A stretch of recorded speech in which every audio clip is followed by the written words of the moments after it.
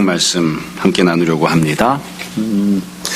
우리가 마태복음 강의하면서 몇 번 설명하고 말씀드렸지만 마태복음은 세부적으로 몇 개의 단락으로 되어 있습니다. 첫 번째 단락이 1장부터 11장입니다. 1장부터 11장을 보면 제일 처음에 예수님은 누구신가 이에 대한 내용이 나오고요. 두 번째로는 예수님의 말씀이 나오죠. 산상수훈이라고 해서 5장부터 7장까지 말씀이 나옵니다. 세 번째로는 예수님께서 어떤 일을 행하셨는지 예수님의 역사하심이 나오고요. 마지막 네 번째로 주님께서 제자들을 파송하시는 내용이 나옵니다. 그러니까 이런 네 가지 내용이 쭉 전개가 되면서 한 단락이 마무리가 되죠. 그 이후에 12장부터 다시 새로운 두 번째 단락이 시작이 됩니다. 그래서 12장에서는 똑같아요. 첫 번째로 예수님이 누구신지 이에 대한 선포가 나오고요. 그리고 지금 읽고 있는 13장부터는 두 번째로 예수님의 선포가 나옵니다. 그리고 23장 내용이 다 끝나고 나면 그 이후에 예수님께서 어떤 일들을 행하셨는지 예수님의 역사하심과 기적들이 이제 쭉 나오고 마지막으로 다시 제자들을 파송하시는 그런 내용들이 나올 거예요. 그러니까 지금 우리가 읽고 있는 또 말씀 나누려고 하는 13장부터는 예수님의 선포가 시작되는구나 이렇게 생각하고 본문을 보시면 되고요. 그래서 조금 더 세밀하게 보기를 원하시는 분들은 제가 조금 뒤에 다시 설명하겠지만 앞에 첫 번째 단락에 나왔던 예수님의 설교, 우리가 흔히 산상수훈이라고 이야기하는 5장부터 7장의 내용을 염두에 두고 비교해 가면서 보시면 훨씬 더 본문을 좀 더 정확하게 그리고 좀 더 풍성하게 말씀을 나눌 수 있습니다. 13장 안에는 여러 종류의 비유들이 들어있거든요. 우리가 읽은 본문이 우리가 보통 때 나누는 설교보다 조금 본문이 길죠. 근데 잘 보시면 본문이 어떻게 구성되어 있냐면 1절부터 9절까지는 씨 뿌리는 비유가 나옵니다. 그리고 지금 뒷부분이 10절부터 17절은 왜 비유로 말씀하시는가 이에 대한 설명이 들어있고요. 그리고 다음 주에 보게 될 18절부터는 씨 뿌리는 비유에 대한 해석이 나옵니다. 그러니까 본문이 구성이 어떻게 되어 있냐면 처음에 비유 말씀하시고 왜 비유로 말씀하시는지 이유를 설명하시고 비유에 대한 해석이 나오는 거예요. 이 패턴이 하나의 패턴으로 붙어 있어서 그 뒤로 넘어가도 마찬가지예요. 다시 예수님께서 여러 비유를 말씀하시고 왜 비유로 말씀하시는지 설명하시고 그 이후에 비유에 대한 설명을 하실 겁니다. 그러니까 똑같은 패턴이 문맥적인 흐름이 이제 반복이 되는 거죠. 사실 설교를 할 때에 여러분들도 여러 번 들으셨겠지만 여기 나오는 씨 뿌리는 비유 모르는 사람이 거의 없을 거예요. 그리고 내용도 굉장히 단순하고 쉽습니다. 그래서 이 비유에 대한 내용을 설명하는 것은 설교자에게 있어서 좀 고역스러운 일입니다. 다 알고 있는 내용을 똑같이 이야기를 해야 되니까요. 오늘은 이 씨 뿌리는 비유가 아니라 뒷부분에 나오는 내용을 조금 더 초점을 맞춰서 말씀을 드리려고 합니다. 먼저 그래도 씨 뿌리는 비유를 볼게요. 1절부터 9절까지 처음에 나오는 내용이죠. 자, 먼저 상황을 보면 1절 이렇게 되어 있습니다. 그날 예수께서 집에서 나가사, 그러니까 원래는 집에 계셨던 거죠. 바닷가에 앉으시매. 그러니까 이제 장소가 바닷가입니다. 2절 큰 무리가 그에게로 모여들거는 많은 무리가 예수님 말씀 듣겠다고 몰려드는 거죠. 예수님께서는 배에 올라가 앉으시고 온 무리는 해변에 서 있더니, 그러니까 예수님께서 배에 올라가 앉으셨다는 표현은 배가 이 해안가에 정박이 되어 있는데 그 정박된 배에 올라가 앉으셔서 조금 더 잘 보이게 하셨다 이런 뜻일 수도 있고, 아니면 배를 바다에 띄워놓고 바다에 떠있는 배 위에 앉아 계셨다 이런 뜻일 수도 있습니다. 제 생각에는 후자가 아닐까 싶어요. 여튼 사람들은 해변에 서 있고 예수님은 배 위에 앉아 계신 이런 모습으로 예수님 말씀하십니다. 아까도 말씀드렸지만 마태복음 5장부터 7장은 우리가 흔히 산상수훈이라고 하죠. 산 위에 올라가서 말씀하셨기 때문에 산상수훈이라고 이야기합니다. 그렇게 보면 지금 13장에 나온 예수님의 설교는 바다에서 말씀하시는 거죠. 그러니까 좀 어색하긴 하지만 해상수훈 아니 수상수훈 이렇게 이야기할 수 있겠죠. 누가복음에서는 예수님이 평지에서 설교하신 것으로 되어 있습니다. 똑같은 내용을 산에서도 말씀하시고 평지에서도 말씀하신 것 같아요. 그래서 누가복음 설교는 평지 설교 그렇게 이야기를 합니다. 예수님이 산에서도 말씀하시고 바다에서도 말씀하시고 평지에서도 말씀하시고 항상 말씀을 가르쳐 주신 걸 볼 수 있어요. 지금 여하튼 이렇게 해서 말씀을 시작하셨고요. 3절부터 보시면 씨 뿌리는 비유가 나오죠. 예수께서 비유로 여러 가지를 그들에게 말씀하여 이르시되 첫 번째 비유입니다. 씨를 뿌리는 자가 뿌리러 나가서 뿌릴새. 여기 보면 이 씨 뿌리는 비유에 제일 처음 등장하는 건 씨를 뿌리는 사람이죠. 씨를 뿌리는 사람은 성도가 아닙니다. 우리들이 아니에요. 우린 다 은혜를 받는 사람, 말씀을 받는 사람들이고 씨를 뿌리는 사람은 예수님이십니다. 예수님께서 씨를 뿌리시는 거예요. 그래서 뒤에 보면 이제 여러 종류의 다양한 밭이 나오는데 딱 한 분, 예수님으로부터 동일한 말씀을 받습니다. 그래서 이 씨 뿌리는 비유를 보면 씨를 뿌리는 자가 있고 뿐만 아니라 씨앗이 있는데 씨앗에 대해서는 논의하지 않아요. 왜냐하면 씨앗은 다 좋은 씨앗입니다. 어떤 종류의 씨앗이건 씨 뿌리는 자가 뿌리는 것들은 씨앗 자체는 문제가 없어요. 흠결이 없고 그래서 다 싹이 나고 성장하고 열매를 맺을 수 있는 좋은 씨앗들을 뿌리는 거예요. 그래서 이 씨 뿌리는 비유에 중요한 전제가 깔려 있죠. 씨를 뿌리는 자도 공평하게 은혜를 베풉니다. 그리고 뿌려진 씨앗도 다 좋은 씨앗입니다. 다만 이 씨 뿌리는 내용 비유를 보면 이 밭의 종류가 다르죠. 4가지 종류의 밭이 있는 거예요. 첫 번째는 길가, 두 번째는 흙이 얕은 돌밭, 세 번째는 가시떨기, 네 번째는 좋은 땅입니다. 그러니까 이게 결실을 맺는가 열매를 맺는가 이건 무엇이 결정하냐면 씨 뿌리는 자가 결정하지 않습니다. 씨앗의 종류가 결정하지도 않습니다. 밭의 종류가 결정하는 거죠. 땅의 종류가 결정합니다. 그래서 예수님께서는 모든 사람들에게 공평한 은혜를 베푸신 거예요. 마치 지금 해안가에 서 있는 사람들에게 똑같이 말씀을 주시는 것처럼. 믿음을 갖고 있는 사람에겐 좋은 말씀, 믿음 없는 사람에겐 나쁜 말씀 이렇게 하신 게 아니에요. 모든 자들에게 똑같이 씨앗을 뿌리시고 똑같이 말씀을 선포해 주셨어요. 믿음 있는 사람에게는 훌륭한 목회자가 설교하고 믿음 없는 자에게는 나쁜 목회자가 가고 아닙니다. 모든 자들에게 똑같은 은혜를 똑같은 씨 뿌리는 자가 은혜를 베풀어 준 거죠. 이게 이제 씨 뿌리는 비유의 내용입니다. 그래서 우리가 주님 앞에서 변명할 수 없는 때들이 참 많은데 그 중에 하나가 그겁니다. 처음에 은혜를 받을 때에 예수님께서 내 옆에 믿음으로 반응한 사람 또 내 옆에 불신앙으로 반응한 사람 모든 사람들에게 동일한 은혜를 베푸셨다는 거죠. 그런데 누구는 믿음으로 반응하고 누구는 불신앙으로 반응하는 거예요. 거기에서 결실의 차이가 생기는 것이기 때문에 우리가 믿음이 없을 때에 혹은 주님 앞에 내놓을 만한 결실이 없을 때에 결코 불평하거나 아니면 이의를 제기할 수 없습니다. 동일한 씨 뿌리는 자가 동일한 좋은 씨앗을 주었기 때문입니다. 자, 우리가 아는 대로 그 뒤로 넘어가면 이제 이 비유에 대한 해석이 나올 거고요. 우리가 오늘 좀 더 중점적으로 보려고 하는 부분은 10절부터 17절까지 말씀입니다. 이 10절부터 17절까지 내용을 보시면 여기는 왜 비유로 말씀하시는지에 대해서 예수님이 그 이유를 설명을 하세요. 이것도 우리가 잘 알고 있는 내용이지만 다시 한번 잘 살펴보려고 합니다. 너무 마음에 부담 갖지 마시고 편안하게 들으시면 저도 편안하게 가급적 이야기하려고 생각하고 있습니다. 예. 표정이 이렇게 거짓말 이런 표정 짓지 마시고 편안하게 말씀드리려고 생각하고 있습니다. 자, 10절에 보시면 다시 한번 세팅이 바뀝니다. 10절을 보세요. 제자들이 예수께 나와 이르되 참 묘한 장면이죠. 앞부분에서도 큰 무리가 예수님을 찾아 나와서 말씀을 들었는데 그 큰 무리가 다 어디 갔는지는 모르겠어요. 근데 지금 그 중에 일부를 구성하고 있었던 소수의 몇몇 제자들이 다시 예수님께 찾아 나온 겁니다. 예수님이 찾아가신 게 아니고 제자들이 찾아 나온 거예요. 그리고 예수님께 질문을 던졌어요. 어찌하여 그들에게 비유로 말씀하시나이까? 대답하여 이르시되. 여러분, 제자들이 지금 질문 던질 때 장소가 어딜까요? 처음에 비유 말씀하실 때는 예수님이 바다 위에 배를 띄워놓으시고 앉아 계셨잖아요. 그럼 제자들이 배 타고 바다 위로 올라와서 예수님 앉아 계신 그 배에 올라탄 걸까요? 그건 아닌 것 같아요. 뒤에 보면 다시 또 예수님이 여러 가지 비유를 말씀하시는데 여전히 바다 위에서 말씀하시는 건 아닌 것 같거든요. 그러니까 이건 지금 장소가 바뀐 겁니다. 본문에서 상세하게 설명하지는 않았지만 기록은 없지만 아마 예수님이 배를 다시 해안선에 대시고 배에서 내려오시고 그리고 그 내려오신 예수님께 제자들이 다시 찾아가고 그 주님 주변에 둘러앉거나 둘러서서 예수님께 질문을 하는 거죠. 그래서 이 내용을 잘 생각해 보시면 우리가 그냥 쓱 읽고 넘어갔을 수도 있는데 상황을 가만히 생각해 보시면 장소, 장면, 상황이 확연히 달라진 겁니다. 처음에 예수님이 비유를 말씀하실 때는 큰 무리가 예수님과 일정한 거리를 두고 있었어요. 근데 지금 왜 비유로 말씀하시는가 설명할 때는 장소도 달라졌고 상황도 달라졌고 제자들과 예수님 사이의 거리도 달라졌고 그리고 그 주변에 모여있는 사람들도 다 달라진 거죠. 그러니까 전혀 다른 별개의 두 개의 장면에서 지금 상황이 전개되는 거예요. 그래서 사실 이 비유로 말씀하신 이유를 설명하는 10절에서 17절은 딱 띄어가지고 맨 앞에 설명하는 게 맞지 않을까 싶습니다. 이게 어찌 보면 좀 더 핵심적인 그런 부분이거든요. 그래서 이 내용을 보면 도대체 지금 누가 예수님 옆에 있는지, 도대체 누가 예수님을 찾아 나왔는지, 누가 예수님 옆에 남아서 둘러 앉아 있는지가 명확하게 구분됩니다. 명확하게.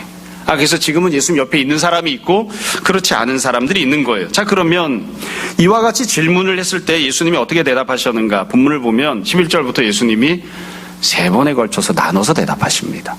똑같은 내용을 3번 반복해서 대답하시고요. 그 대답하시는 내용이 각각 다 쌍을 이루고 있습니다. 예수님의 대답은 아주 간단해요. 딱 한마디만 하신 거예요. 한마디 하신 걸 3번 나눠서 설명하셨는데 딱 한마디가 뭐냐면 비유로 말씀하신 이유는 무엇 때문이냐? 너희와 그들을 나누기 때문이다. 이렇게 말씀하십니다.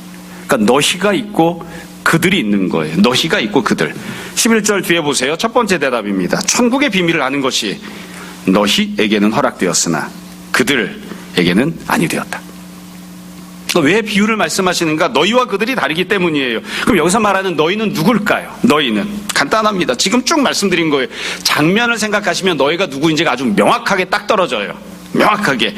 너희는 누구냐면 예수님 말씀을 한번 들었죠. 그 이후에 다시 예수님을 찾아온 사람들입니다. 예수님 말씀을 들었죠. 다시 찾아와서 주님 앞에 한 걸음 더 가까이 나와 주님 주변에 둘러 앉아 있는 사람들입니다. 이미 예수님 말씀을 들었잖아요. 그럼에도 불구하고 다시 한 번 더 예수님 말씀을 듣고 있는 사람들. 이게 바로 너희예요. 그러니까 예수님을 다시 찾아온 사람들입니다. 다시 한 번 더 말씀을 듣겠다고 주님을 찾아온 사람들. 그리고 또 너희는 또 어떤 사람들이냐? 이 사람들은 예수님께 질문을 던집니다. 왜 그들과 우리는 다른가요? 질문을 던져요. 사실 그들이 다른 점은 무엇 때문이냐면 그들은 스스로의 생각과 판단이 있어요. 예수님 말씀을 듣고 난 다음에 저건 말도 안 돼. 아니면 저건 내 인생에 별로 도움이 안 돼. 굳이 내가 이런 것을 듣는데 시간을 허비할 필요가 있나? 이게 과연 내 인생에 어떤 유익을 줄까? 스스로 판단하고 결정해서 주님을 다시 찾아오지 않습니다. 떠나간 자들이 있거든요. 그런데 이들은 어쩌면 모르겠어요. 현실만 생각해보면 여기 남아있는 그들, 너희는 조금 그들보다는 머리가 나쁜 사람인지도 모르겠어요. 잘 이해가 안 되는 거예요. 자기 판단이 있음에도 불구하고 자기 판단을 잠시 내려놓고 판단을 정지하고 예수님을 찾아와서 주님께 질문을 던집니다. 예수님의 의견을 구하는 거예요. 예수님의 말씀을 듣겠다고 하는. 그게 바로 너희입니다. 그리고 뒤에 보시면 그들과 관련된 설명에서 나오겠지만 여기 나오는 너희를 우리가 그래서 다르게 표현하면 어떻게 이야기할 수 있을까? 가장 간단한 설명은 이거 같아요. 예수님을 사랑하는 마음을 품고 있는 사람들이죠. 그러니까 예수님을 향해서 마음을 두고 있는 사람들. 우리가 이걸 교회 안에서 신앙적으로 표현할 때는 믿음을 갖고 있는 사람들 이렇게 이야기할 수 있을 것 같습니다. 여기 나오는 너희는 사실 예수님 말씀하실 때 세상적인 기준 아무것도 얘기 안 하셨죠. 돈 많은 사람, 많이 배운 사람, 인정받는 사람, 도덕적으로 사는 사람, 사람들로부터 높임받는 사람, 존경받는 사람 이런 기준이 없어요. 심지어 신앙적인 기준도 나오지 않습니다. 기도 많이 하는 사람, 금식하는 사람, 헌금하는 사람, 열심으로 충성봉사하는 사람 이런 기준도 없어요. 그냥 단순합니다. 너희는 누굽니까? 예수님을 찾아 나오고 예수님 주변에 둘러앉고 예수님의 말씀을 다시 한번 더 듣고 예수님께 질문을 던지는 그게 너희입니다. 그게 너희. 자, 그러면 예수님 말씀하시는 그들은 누굴까요? 그들. 너희와 그들이 차이가 있는 건데 너희는 그런 사람들이라면 그들은 어떤 사람들인가? 본문에 나오지 않지만 우리가 명확하게 잘 알고 있습니다. 그들은 제일 중요한 거예요. 이미 예수님 말씀을 들은 사람들입니다. 아까 처음에도 말씀드렸지만 예수님께서는 모든 사람들에게 설교하셨어요. 불신자에게도 주님을 핍박할 사람들에게도 설교하십니다. 그들은 이미 다 말씀을 들었던 사람들이에요. 그러나 그들은 말씀을 이미 들었음에도 불구하고 다시 주님을 찾아오지 않는 사람들입니다. 말씀을 들었음에도 불구하고 일정 부분 알고 있음에도 불구하고 주님의 말씀이 그들에게 복음이 된다고 생각하지 않는 사람들입니다. 말씀을 듣고 구원을 경험하고 은혜를 누리고 때때로 기적을 경험했음에도 불구하고 주님 주변에 남아있지 않는 사람들, 그저 자신들의 생각과 판단대로 주님을 평가하고 자기가 생각하는 유익을 쫓아서 다시 주님을 찾아 나오지 않는, 그래서 이걸 다르게 표현하면 뒤에도 나오겠습니다만 주님께 더 이상 마음이 없는 사람들입니다. 주님을 향한 믿음을 품지 않는 사람, 그 사람들이 바로 그들인 거예요. 그래서 너희와 그들을 구분하는 건 아주 간단해요. 그 사람들이 지금 어디에 있는지를 보면 됩니다. 누구 주변에 둘러앉아 있는지를 보면 그게 그 사람이 누구인지를 명확하게 구분해 줍니다. 만약 한 사람이 말씀을 이미 들었음에도 불구하고 또다시 주님의 말씀을 듣겠다고 예수님 주변에 앉아 있으면 그건 너희죠. 그건 너희입니다. 어떤 사람이 말씀을 들었음에도 불구하고 자기가 원하는 세상적인 삶을 따라서 혹은 여러 가지 이유 때문에 주님 주변에 찾아 나오지 않으면 그건 그들입니다. 예수님께서 이렇게 둘로 딱 나누어서 이야기하는 거예요. 참 묘하게도요. 참 묘하게도 제자들이 예수님께 질문을 던질 때 처음부터 이렇게 질문을 했어요. 잘 보시면 10절에 이렇게 돼 있죠. 어찌하여 그들에게 비유로 말씀하시나이까. 제자들도 알아요. 그들과 우리가 다르다는 걸 알아요. 명확하게 구분이 되거든요. 그들은 여기 없는 사람들, 우리는 여기 있는 사람들이에요.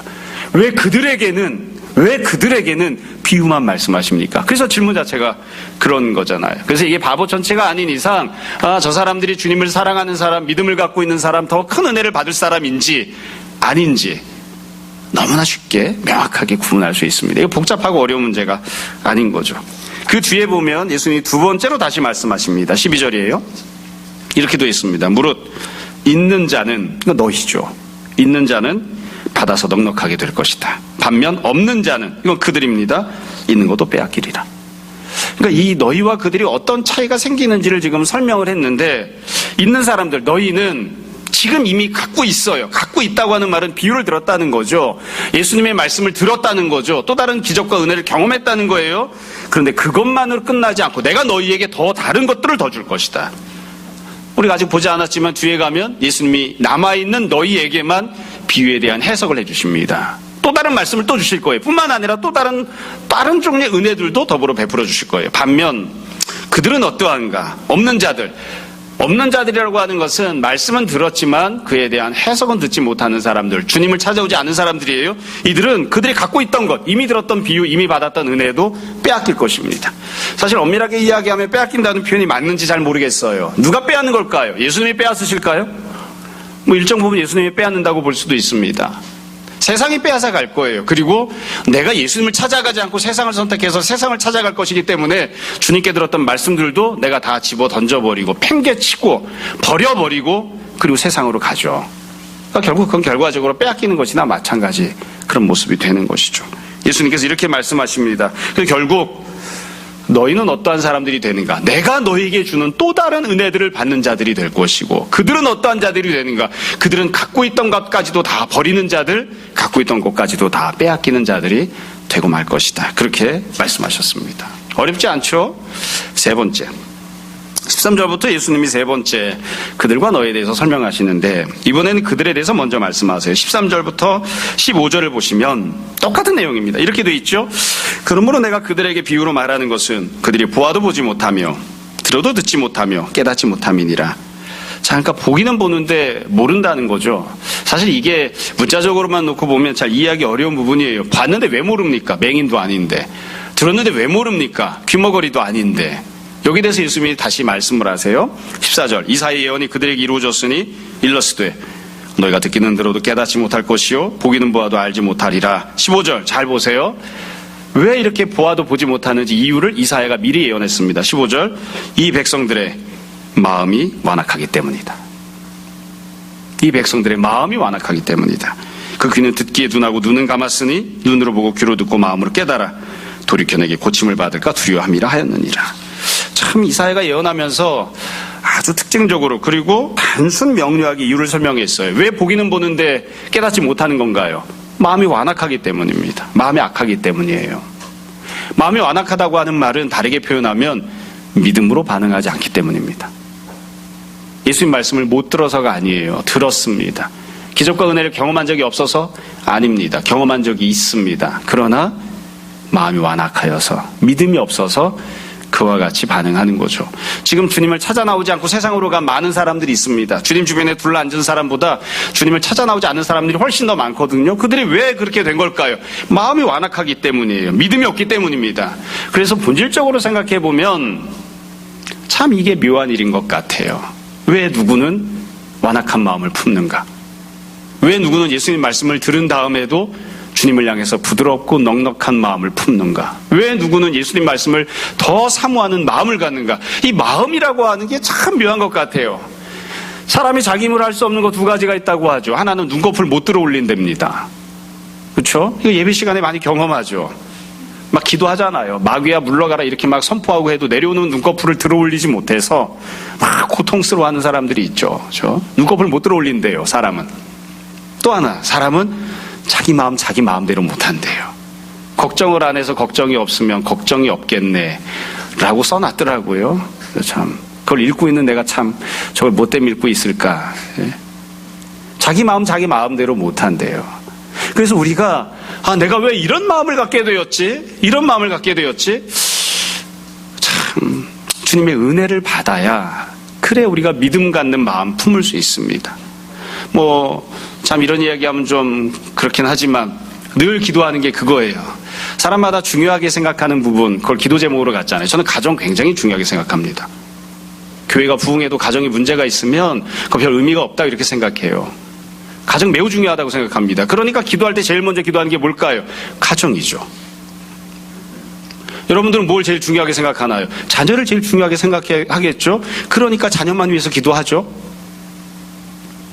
가정을 중요하게 생각하기 때문에 늘 기도할 때 이렇게 기도해요. 제가 늘 제 아내를 사랑하는 마음을 갖게 해주십시오. 날마다 기도합니다. 지나고 나서 보니까 조금 후회되는 부분이 있어요. 제 아내가 저를 사랑하게 해주십시오. 이렇게 기도했어야 되는데. 참 이렇게 지나고 나서 생각해보면 주님께서 저에게 많은 은혜를 주시고 응답해 주셨는데 이 기도는 응답해 주신 것 같아요. 날마다 기도합니다. 제 마음을 제 아내를 사랑하는 마음으로 채워주십시오. 제 마음을 성도를 사랑하는 마음으로 채워주십시오. 우리가 기도하면서 내 마음속에 내 나라와 민족을 사랑하고 섬기려는 마음을 주십시오라고 기도하지 않으면 그런 마음 안 생깁니다. 이게 참 묘한 부분인 것 같아요. 이사야가 예언했죠. 그들은 왜 그러한가? 완악한 마음을 가졌기 때문입니다. 완악한 마음을. 참 그래서 결국 고침받지 못하는 그런 부분이 생기는 거예요. 자, 맨 마지막입니다. 편안하게 이야기한다고 했는데 어느덧 설교도 짧게 끝날 것 같습니다. 맨 마지막에 예수님이 16절, 17절 너희에 대해서 다시 한번 설명하세요. 오늘 본문 중에 제일 중요한 부분이 16절과 17절입니다. 이 부분을 잘 읽고 조금 더 깊이 묵상하시면 됩니다. 모든 성경 말씀이 다 하나님 말씀이기 때문에 다 무거운 말씀이고 무겁게 돼야 되지만 그러나 16절, 17절이 제일 중요한 말씀이니까 조금 더 보자고요. 자, 16절 그러나 너희 눈은 봄으로 너희 귀는 들음으로 복이 있도다. 예수님께서 아주 명징하게 분명하게 말씀하셨어요. 그리고 우리가 제일 좋아하는 말씀을 하신 거예요. 세상 사람들도 좋아하는 복이 있도다. 복이 있도다. 사실 제가 오늘 설날이어서 그냥 쭉 본문을 강해 설교대로 13장 안 나가고 다른 본문을 할까 하다가 13장이 복이 있다는 말씀이어서 여기 한 거예요. 예수님 뭐라고 하셨습니까? 너희는 어떠하다? 복이 있다. 왜 복이 있는 건가요? 보기 때문에 듣기 때문이에요. 여기서 본다 듣는다는 건 뭘까요? 예수님을 보는 거죠. 예수님 말씀을 듣는 거잖아요. 그러니까 간단해요. 예수님 말씀을 듣는 사람은 복이 있습니다. 예수를 보는 사람은 복이 있습니다. 이렇게 지금 말씀하신 거예요. 조금 더 분명하게 이야기하면 앞에 첫 번째 상황에서 모든 사람들이 예수님을 보았죠. 모든 사람이 예수님 말씀을 들었죠. 근데 그들 중 대다수는 떠나가 버렸고 일부에 불과한 몇몇 제자들만 주님을 다시 찾아 나왔잖아요. 그러니까 엄밀하게 이야기하면 이겁니다. 한 번 들은 사람이 아니에요. 첫 번째 들은 사람이 아니에요. 처음에 예수님 말씀을 들은 다음에 마음의 은혜를 받고 변화를 받아서 믿음으로 반응하려는 마음을 갖게 된 거예요. 그래서 내가 한 번 더 예수님을 찾아가서 주님을 한 번 더 봐야 되겠다. 내가 이미 주님의 말씀을 들었지만 이것도 참 귀한데 한 번 더 예수님을 찾아가서 다시 한 번 더 예수님 말씀을 들어야 되겠다. 이런 마음을 품고 다시 주님을 찾아오는 사람, 다시 주님을 보는 사람, 다시 주님의 말씀을 듣는 사람, 그런 바로 너희가 복이 있다. 이렇게 말씀하시는 거예요. 어렵지 않죠? 너희는 나를 보는 사람, 나의 말씀을 듣는 사람이기 때문에 복이 있다. 그 마음은 도대체 누가 주었을까? 하나님께서 이미 너희에게 복받은 마음을 주셨기 때문에 너희가 완악한 마음이 아니라 믿음으로 나에게 반응하고 있고 그래서 너희가 나를 보고 있고 나의 말을 듣고 있는 것이다. 그러므로 너희는 다 복받은 사람들이다. 그렇게 말씀하셨어요. 심지어 뒷부분에 보면 예수님 이렇게 말씀하십니다. 17절에 보면 내가 진실로 너에게 이르노니 많은 선지자와 의인이 너희가 보는 것들을 보고자 하여도 보지 못하였고 너희가 듣는 것들을 듣고자 하여도 듣지 못하였느니라. 지금 이 사람들이 너희가 누리고 있는 은혜는 선지자나 의인들이 예전에 누렸던 것보다 더 큰 은혜를 누리고 있다는 겁니다. 제가 설교 시간에 가끔 농담처럼 이야기하는데요. 예수님께서 세례 요한이 모든 여자가 낳은 자 중에 가장 큰 자라고 말씀하셨잖아요. 세례 요한이 누구보다 큽니까? 모세보다 큽니다. 모세가 큰가요? 세례 요한이 큰가요? 세례 요한이 큽니다. 모세가 큰가요? 세례 요한이 큰가요? 세례 요한이 커요. 선뜻 그렇게 대답하기 어려워하지만 아브라함이 큰가요? 세례 요한이 큰가요? 세례 요한이 큽니다. 다윗이 큰가요? 세례요한이 큰가요? 세례요한이 커요. 예수님이 그렇게 말씀하셨으니까. 육적으로만 놓고 보면 그렇습니다. 지금 예수님께서 선지자나 의인들보다 너희가 더 큰 복을 받았다고 하셨잖아요. 그래서 우리가 담대함으로 이야기한다고요. 우리도 그렇게 이야기한다고요. 아브라함이 받은 복보다, 모세가 받은 복보다, 이사야가 받은 복보다, 엘리야가 받은 복보다, 예레미야가 받았던 복보다 우리가 받은 복이 훨씬 더 큽니다. 그들이 받았던 은혜는 우리가 지금 누리고 있는 은혜와는 견줄 수 없습니다. 우리는 예수님을 보고 예수님 말씀을 듣는 사람들이거든요. 우리가 보고 들었던 그 모든 귀한 복음과 구원의 진리를 이사야는 들은 적이 없어요. 예레미야는 들은 적이 없어요. 모세는 들은 적이 없다고요. 물론 지금은 천국에 가 있으니까 예수님을 우리보다 먼저 가까이에서 보고 있겠죠. 그러나 이 땅에서 지상에서 육신을 갖고 살아가는 동안에 우리가 그들보다 훨씬 더 큰 진리를 갖고 있고 훨씬 더 큰 은혜를 누린 거예요. 그래서 과거로 돌아가는 걸 굉장히 안 좋아합니다. 왜 제사 드리러 가고 예루살렘을 찾아가야 됩니까? 그들보다 훨씬 더 큰 은혜를 우리가 받고 있는데. 예수님이 지금 명확하게 말씀하세요. 너희는 여지껏 이 땅에 살았던 그 누구보다 가장 큰 복을 받고 있는 사람들이다. 그러니까 당연히 주님을 찾아오지 않은 사람들이 세상적으로 보면 더 많이 배웠을 것이고 더 돈을 많이 갖고 있을 것이고 자기 원하는 대로 이것저것 성취하며 살고 있겠죠. 그러나 그들보다 너희가 더 복이 있다. 이게 예수님이 말씀하시는 내용이에요. 조금 어려울 수도 있지만 아니 어렵지는 않아요. 조금만 생각하면서 보면 이해할 수 있는 부분이에요. 제가 처음에 말씀드린 것처럼 지금은 예수님께서 설교하시는 내용을 담고 있죠. 마태복음 앞부분에 보면 예수님이 설교하시는 내용이 나옵니다. 5장부터 7장입니다. 우리가 산상수훈이라고 하는 내용이에요. 산상수훈 맨 처음에 나오는 내용이 가장 유명하죠. 팔복입니다. 그리고 지금도 예수님이 설교하시면서 제일 처음에 뭐라고 말씀하세요? 비유단락을 지금 설명하시면서 설교하시면서 제일 처음에 말씀하시는 게 너희는 복이 있다예요. 팔복과 똑같이 말씀하세요. 그래서 사실은 내용이 똑같아요. 비슷합니다. 그래서 팔복의 내용을 한번 생각해 보자고요. 여러분 마태복음 산상수훈 팔복은 이렇게 시작하죠. 가난한 자 복이 있다. 뭐 심령이 가난하든 물질적으로 가난하든 가난한 자는 복이 있다. 천국이 저희 것이기 때문에.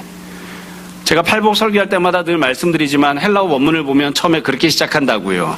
복이 있도다. 가난한 자들은. 왜냐하면 그들이 천국을 얻을 것이기 때문에. 조금 쉽게 이해하면 이런 겁니다. 복이 있도다. 가난한 자들은. 왜냐하면 예수님께서 그들에게 천국을 주실 것이기 때문에. 예수님께서 그들에게 천국을 주실 것이기 때문에 복이 있는 거예요. 헬라어 원문 이렇습니다. 울고 있는 사람 복이 있습니다. 왜냐하면 예수님께서 그들의 눈물을 씻어주실 것이기 때문에. 늘 말씀드리잖아요. 우리가 다 알고 또 고백하는 내용이에요. 여러분 가난이 복입니까? 가난 복 아니에요. 가난은 복이 아닙니다. 울고 있는 게 복입니까? 울고 있는 거 복 아니에요. 온유한 자는 복이 있다고 했는데 온유한 자가 과연 복이 있는 겁니까? 온유함이 복입니까? 몇 번 말씀드렸죠. 온유라고 하는 건 인품이 성숙했다는 뜻이 아니에요. 내가 갑질을 당하지만 나보다 힘 있는 사람이 나에게 못살게 굴고 나에게 착취하지만 나는 어쩔 수 없이 그 사람에게 부드럽고 친절하게 온유하게 대해야 돼요. 힘이 없이 갑질을 당하는 사람이에요. 그게 무슨 복입니까? 그건 복이 아니에요.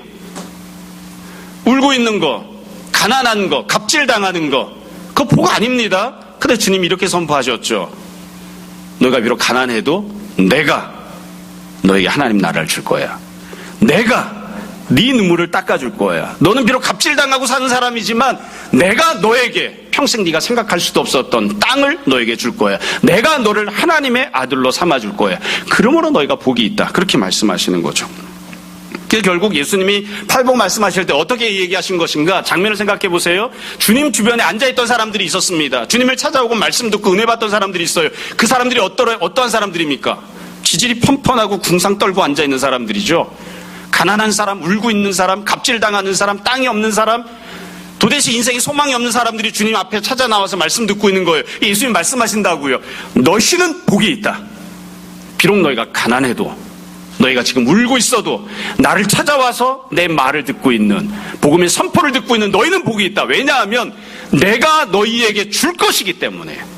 내가 너희에게 천국을, 내가 너희에게 위로를, 내가 너희에게 땅을 줄 것이기 때문에. 그래서 복이 있다. 그렇게 말씀하신 거예요. 지금도 마찬가지예요. 주님이 누구를 복이 있다고 말씀하시나요? 너희는 복이 있다. 왜냐하면 너희가 나를 찾아왔고 나를 보고 있고 내 말씀을 듣고 있기 때문에 내가 너희에게 이미 주었던 말씀 이외에 또 다른 것들을 너희에게 더 줄 것이다. 있는 자는 더 받게 될 것이다. 더 줄 것이기 때문에 내가 주는 무언가를 너희가 더 받아 누리게 될 것이기 때문에 너희는 복이 있다. 이렇게 말씀하시는 거죠.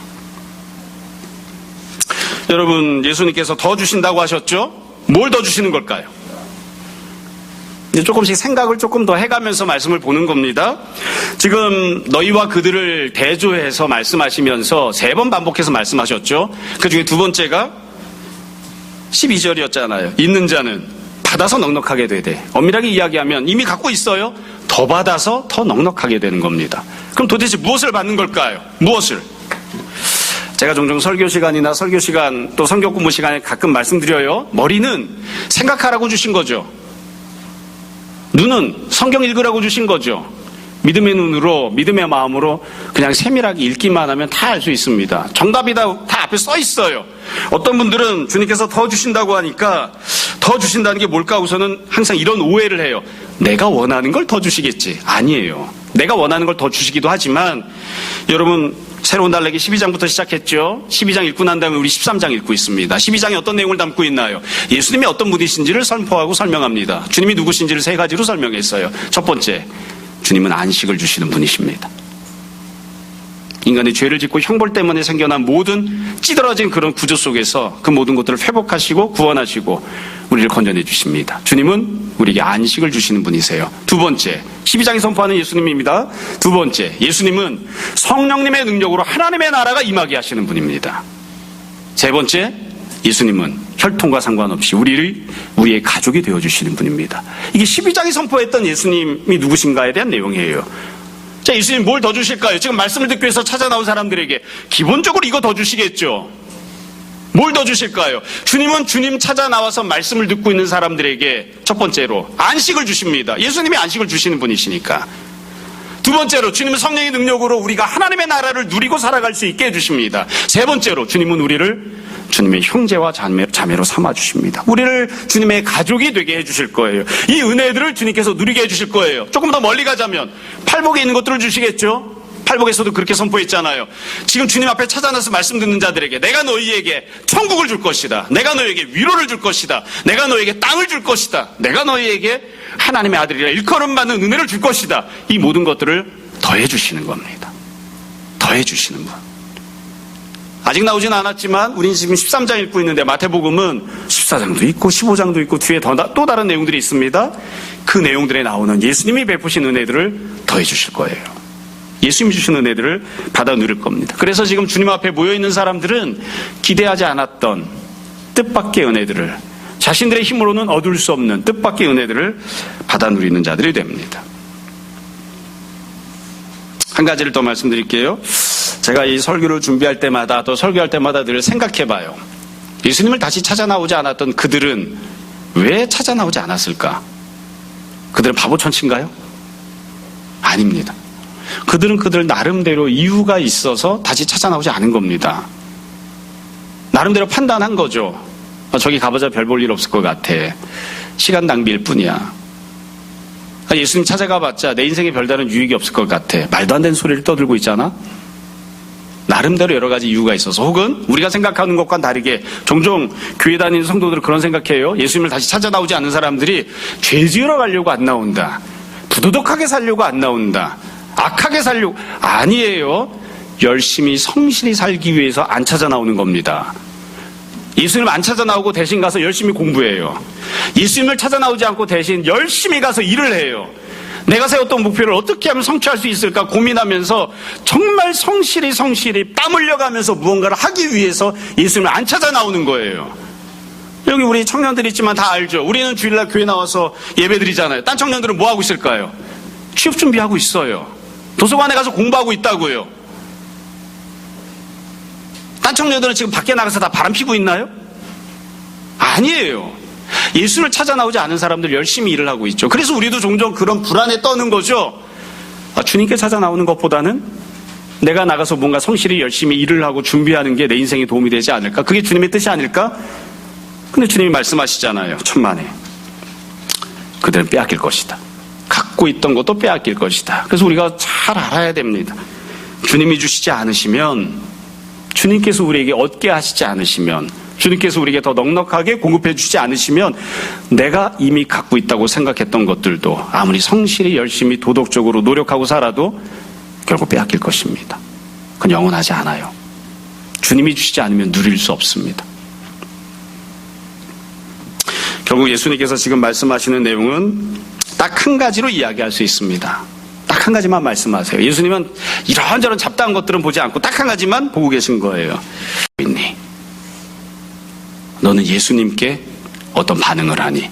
그게 그 사람을 결정짓습니다. 그게 복 있는 사람인지 아닌지, 그게 너희인지 아니면 그들인지 이걸 결정하는 거예요. 다른 거는 아무것도 말씀하지 않습니다. 예수님을 향해 어떤 태도와 반응을 보이는지, 그걸 지금 주님께서 말씀하시는 겁니다. 자, 오늘 말씀은 여기까지입니다. 말씀을 정리하겠습니다. 앞으로 13장 내용을 살피면서 계속 똑같은 내용들을 반복하고 이야기하고 또 더 덧붙여서 설명할 거예요. 오늘 우리가 나누었던 말씀을 다시 한번 생각해 보십시오. 자, 우리가 나눈 말씀은 문맥적인 위치를 생각해 보면 산상수훈의 팔복과 똑같은 위치에 있는 말씀입니다. 주님께서 복 있는 사람에 대해 말씀하십니다. 첫 번째. 두 번째, 누가 복 있는 사람입니까? 여러분, 어떤 사람이 복이 있는 사람입니까? 간단합니다. 아주 간단합니다. 이미 다 말씀 들었습니다. 다시 한 번 더 예수님께 말씀을 듣겠다고 찾아 나오는 사람. 다시 한 번 더 예수님을 보겠다고 주님 주변에 둘러앉아 있는 사람. 그래서 주님을 보고 주님의 말씀을 듣는 사람이 복이 있습니다. 그게 복이 있는 사람입니다. 세 번째로, 그래서 우리가 이런 마음을 달라고 주님 앞에 기도해야 됩니다. 주님, 우리 마음에 믿음을 주십시오. 늘 말씀드리지만 시간이 많다고 해서 성경 읽는 거 아닙니다. 시간이 많다고 해서 교회 나와서 기도하는 것도 아니에요. 어떤 사람은 시간이 많으면 밀려있던 넷플릭스를 보자 이럴 거고요. 어떤 사람은 시간이 많이 생겼을 때, 야, 정말 내가 이 시간을 얼마나 기다렸는지 몰라. 이렇게 한 달이나 두 달 정도 시간이 비어있으니까 이참에 창세기부터 요한계시록까지 한 두세 번은 읽어야지 라고 우리 은수처럼 마음을 먹을 수도 있는 거죠. 이 마음 아무나 갖는 게 아니에요. 은수도 그런 마음이 있지? 방금 마음을 가지면 되는 겁니다. 꼭 옛날부터 갖고 있어야 되는 건 아니에요. 시간이 많을 때, 이때 내가 못 들었던 찬양도 듣고 찬양도 하고 기도도 하고 성경도 읽어야지. 그런 마음을 가져야 되는데 그건 그냥 인력으로 억지로 되지 않습니다. 주님이 은혜를 주셔야 돼요. 그래서 우리가 주님 믿음으로 반응하는 사람 되게 해주십시오. 그렇게 기도해야 됩니다. 마지막으로 한 가지만 더 말씀드릴게요. 이건 제가 이야기하고 싶지 않지만 어찌 보면 제 특징인 것 같기도 하고, 여러분, 훗날 제자들은 어떠했는가 생각해 보십시오. 제자는 예수님과 함께 지냈잖아요. 늘 주님을 선택했잖아요. 근데 나중에 제자들이 어떻게 했죠? 다 주님 버리고 도망갔습니다. 무슨 말이냐면 믿음은 항상 현재입니다. 지금 예수님을 다시 선택하는 것이 믿음이에요. 지금.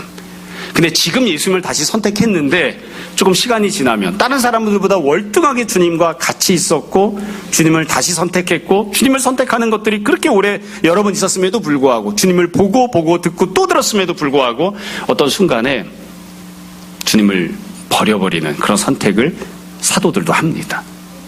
항상 내가 지금 어떤 선택을 하는지를 잘 생각해야 돼요. 과거에 주님을 세상 사람들과 다르게 선택하는 믿음을 갖고 있었다 할지라도 오늘 십자가가 싫어서 부활이 믿어지지 않아서 오늘 주님을 버리는 선택을 얼마든지 할 수 있습니다. 그러니까 우리가 그것을 잘 생각해야 됩니다. 여지껏 믿음으로 살았다면 주님 오늘도 내일도 우리 연약합니다. 붙들어 주셔서 믿음으로 살 수 있게 해주십시오. 그렇게 주님의 은혜를 구하는 우리들이 다 될 수 있었으면 좋겠습니다. 오늘 설날이어서 그런 게 아니고요. 우리는 다 설날이든 월요일이든 토요일이든 주일이든 2월이든 3월이든 4월이든 예수님 때문에 복이 있는 사람들입니다. 언제나 다시 한 번 더 주님을 찾아 나오고 주님 주변에 둘러앉고 한 번 더 주님을 보고 한 번 더 주님의 말씀 듣는 걸 선택하는 믿음으로 반응하는 복 있는 우리 모두가 다 되기를 주님 이름으로 축원합니다. 잠시 기도하겠습니다. 오늘 말씀을 정돈해 보십시오. 이 시간 우리 함께 회개와 결단의 기도합시다. 기도하겠습니다.